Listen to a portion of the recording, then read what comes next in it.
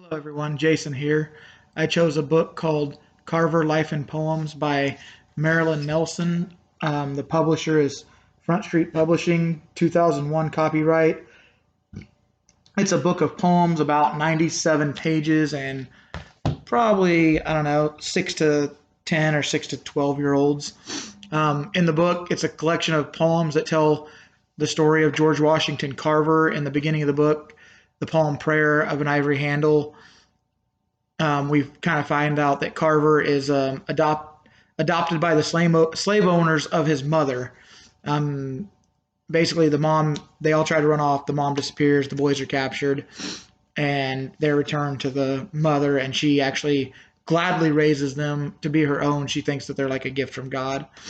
Through the poems, we learn that George has an older brother, Jim, who dies of smallpox. Well, this death of his brother actually changed his life and sets him on his career path. George decides that he should become an agriculturist after this dies, or after his brother dies. Carver goes on to graduate from a white college, and his black friends are jealous with him because they say he gets more perks at work because he has a degree from a white school. As life goes on for Carver, we find out that it wasn't easy for him. His ex-wife, or excuse me, his ex-girlfriend Sarah actually really loved Carver and his companionship, and he used to bring her things. And one day Carver kind of stopped coming by, and not much later, she actually committed suicide. When when George is hired to work in poultry with there's a man named George later in life that's hired to work in poultry with Mr. Carver, and the two men don't get along. They battle for 10 years. We find that out in one of the other poems later, that eventually they actually fight so much that the company splits itself into two divisions because both men are really good at what they do and really smart, but they just don't get along.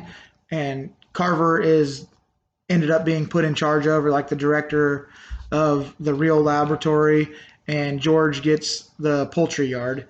In 1915, Mr. Carver's friend Booker Washington dies.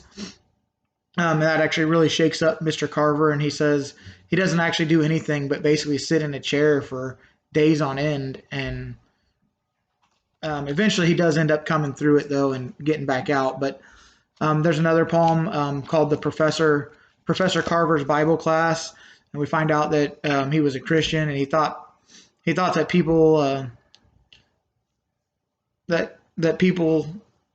that God lives within people, basically, I guess. And God's always wanting to speak to us through prayer. After World War I, Mr.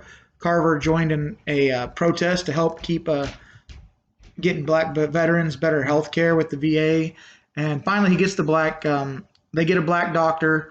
And when they get a black doctor to show up to the Tuskegee Hospital, the KKK threatens the new doctor's life. In the end, Carver once again tells us about how he believes in God. And he says God would be a bigger fool than a man not to conserve the human soul. So children should read this book because it's a great introductory to poetry, but they can also learn about a great American in human history. George Washington Carver didn't lead the easiest of lives, but he worked hard and persevered to reach greatness in his life. Being a black boy in America at the time, Mr. Carver could have easily just, faded into the general population or poverty, and he didn't. Children will learn about hardship. They'll learn about his hardships, but they'll also see that even in hard times, if you work hard enough, you can succeed. And when Mr. Carver did succeed, he was not one of those guys that ever got too big for himself. He always tried to do the right thing no matter what. That was one thing he was really good at from the poems. Everything I can find on him sounds like he was a really, really good person in life. Kids will find that he was a great man all around, and even today, I think he would be a good role model for your kids to look up to. Let's see.